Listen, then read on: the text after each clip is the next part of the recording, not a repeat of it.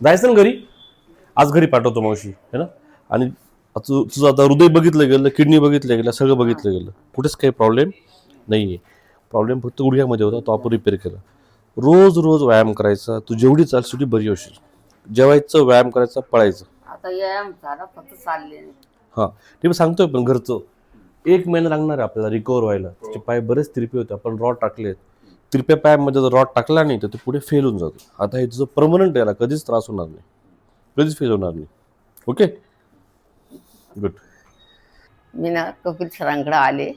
माझे खूप गुडघे दुखत होते, माझे खूप त्रास व्हायचा. मला थोडी चालले का दम लागायचा, मी बसून घ्यायची. घरात पण उभं राहून मला काही करता येत नव्हतं.